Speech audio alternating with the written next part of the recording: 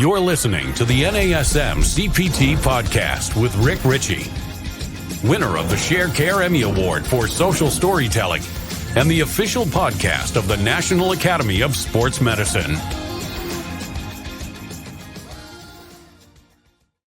Hey, y'all, and welcome to the NASM-CPT Podcast. My name is Rick Richey, and today, and for the next few episodes, we're going to talk about static stretching and other kind of flexibility protocols. And there's an interesting thing. So you use flexibility for, multiple different things. A lot of times flexibility can be used to improve range of motion, but does it? For pain reduction, but does it? For performance outcome, but does it? So we're going to start looking at that. And as we go through and start exploring some of the things about static stretching, we'll also address some other types of stretching. We'll address neuromuscular stretching, sometimes called PNF. So neuromuscular stretching or neuromuscular facilitation, sometimes referred to as proprioceptive neuromuscular facilitation, which we don't use, we just say NF. And then there's another phrase, muscle energy techniques, a static stretch, and they'll have a static component to each of those oftentimes. And we'll see what kind of turns out better for what reasons. But today we're going to explore static stretching and really just try to identify some information about whether or not it does really increase range of motion. Now, I don't know about y'all, but when I was a kid, and this is an age-related thing you have to know, there was a movie star named JeanClaude Van Damme. And on the screen, he beat people up. And it was awesome. But it was awesome particularly because he did one thing that he was very, very known for, and that was doing the splits between chairs. So have one chair under one leg, another chair under the other leg, and he would split. He would do the center splits between chairs, and he would maintain those splits, and he would punch in the air. And they even did a spoof on it with a Doritos commercial not too long ago where he was between two Mack trucks and they moved away from each other, and he was going down the highway in the splits. So JeanClaude Van Damme, that was influential to me as a young martial artist. And so I started practicing the splits. I wanted to be able to do the JeanClaude Van Damme splits between the chairs. And I practiced, and I'd watch TV, and I would hold a stretch position and just watch TV, and I would move to a front split, I couldn't, none of this happened at first. The front split, one leg forward, the other leg forward, center splits, just bendies. How bendy can I be until the point that not only could I do the splits, front splits on both legs and center splits, but my older brother and I used to gather our textbooks from school, and they would put them underneath my feet, and my brother would push me down so I would do inverted splits. Y'all, things were crazy at the Richey household. Things got crazy. All right, question. Can you do that anymore? No. There is the use it or lose it principle, and I haven't used that in a long time. A lot of times I was like, man, I really wish that I had maintained that. I really wish that I'd continued to practice that.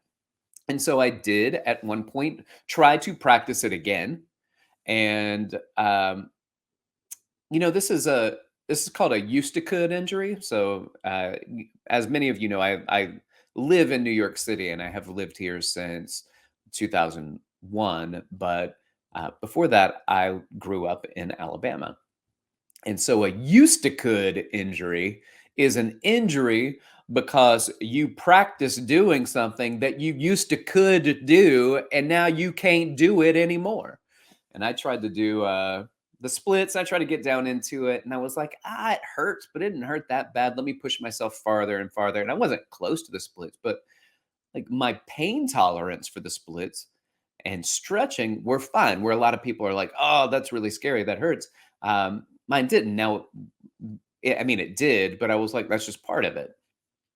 But it did not override my stretch reflex. And so being in a hyper flexed or stretched position and then the muscle contracting led to a pretty significant tear in my adductor muscles. And every time I moved slightly laterally for about a year, it would re-tear. I would get that Velcro feeling in my inner thigh where it would just scream, you've gone too far, and we've spent a long time trying to patch this up, and now we're starting all over again. So can you stretch too much too fast? Yeah. You definitely can stretch too much too fast. But let's talk about it. And does static stretching increase range of motion? Well, I can tell you it does. I didn't start doing the splits between chairs because I meditated on it. I was stretching. I really focused on stretching, and that was my goal. And I reached the goal. I surpassed the goal. I lost the goal. I tried to attempt it again and got hurt going back. There's just so many stories here. But let's just address the one at hand. Does static stretching increase range of motion? Yeah, because that's all I did. I did static. Well, I used it. I did a lot of dynamic stretching as a martial artist, and especially also doing martial arts as an acrobat where it was very showy. Then it came in really handy.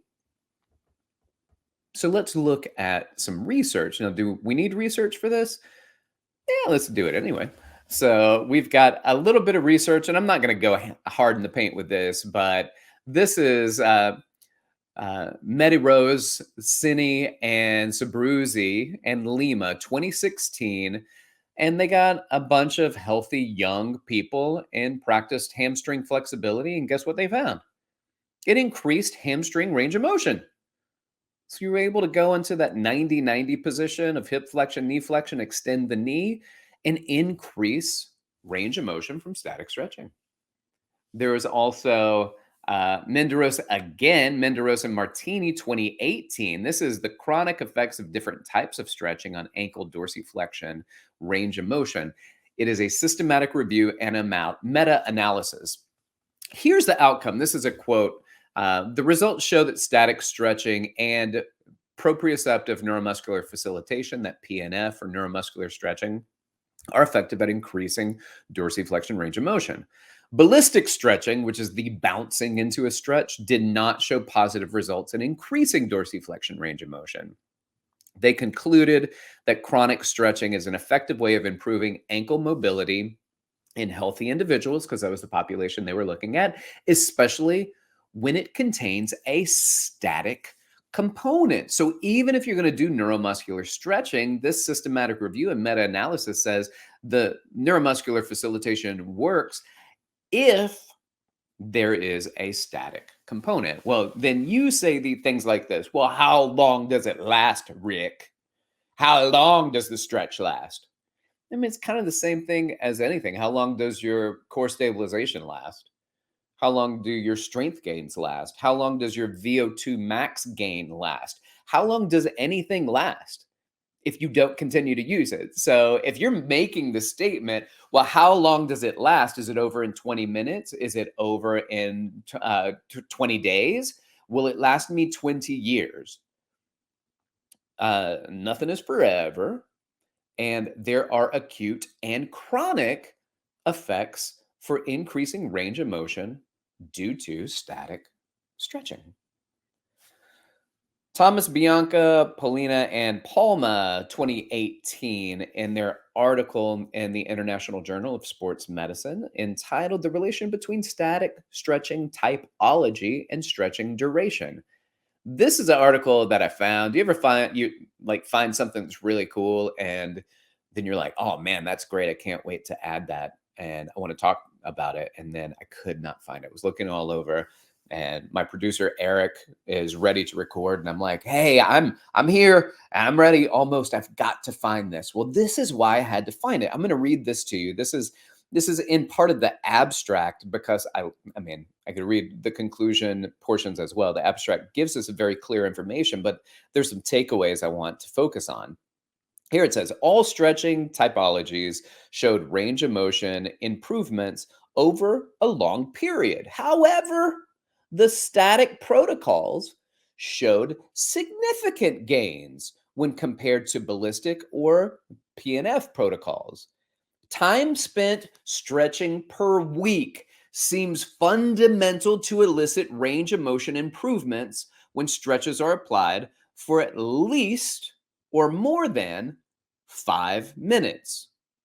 This is over the course of a week. 5 minutes over the course of the week. Whereas the time spent stretching with a single session does not seem to have significant effects on range of motion gains. Weekly frequency is positively associated with range of motion. Evaluated data indicates that performing stretches at least 5 days a week for at least 5 minutes per week using static stretches may be beneficial to promote those range of motion improvements. Stretch a little bit every day. Well, I don't know. I don't got time to be stretching every day. To amass 5 minutes of stretching. Now, let's be clear also, that is a 5 minutes of stretching a particular muscle, right? So if I stretch my hamstring for 5 minutes, I'm not necessarily going to get hip flexor range of motion. So that might be 5 minutes right side, 5 minutes left side, 5 minutes hip flexor right, 5 minutes hip flexor left, lat, pec. Oh man. Why? It'd be easier if I could just do a session of stretching. Actually, an entire stretching session doesn't seem to be as beneficial as doing a little bit of stretching at a increased frequency. Don't have to stretch as long. All the stretches are still lasting about 30 seconds, and then take a break and 30 seconds again, and then that's a minute, and then do it again tomorrow and do it again tomorrow and do it. That seems to increase the range of motion. There's more research that needs to be done on this, but I thought this was a very, very, very interesting piece where, if you just want to do a day of stretching, that's cool. That's cool. You can add that to it. There was a study that Brad Schoenfeld had posted recently on his Instagram account that also pointed out static stretching. I don't remember if it was his research original or if he was pointing out somebody else's because he's good like that. But they held a dorsiflexed position, really, really stretched in dorsiflexion for an hour. I think it was a scale of 0 or 1 to 10. They were about a 7 or 8 on their stretch, and they maintained it for an hour. And that actually showed increases in protein synthesis and muscle hypertrophy. What's a better way to do it? Probably working out. But it does show that there is a component of tension. So as a muscle stretches, it creates tension, and that increased and prolonged tension over time under tension, still a thing. It's still a thing. Does happen to increase range of motion. This stuff's pretty cool. Man, I love exercise science. I love exercise science. Thanks for giving me an opportunity to give some information to you. So if you're working with clients on increasing range of motion, then you don't have to spend a lot of time stretching, but if you can do that more often and teach them how to fish, don't just give them fish, right? Like teach them how to stretch themselves. Don't just do partner assisted and only do partner assisted stretching. You want to teach them how to do these stretches and give them a goal or have them give you something that they can do. And especially putting out this 5 minutes a week. If you could do a 30-second hold, break for a moment, 30-second hold, and then do that a couple of days a week. And that can give you increased chronic increases in range of motion, not just acute for the time being. That's pretty solid. That is pretty solid. So thank you.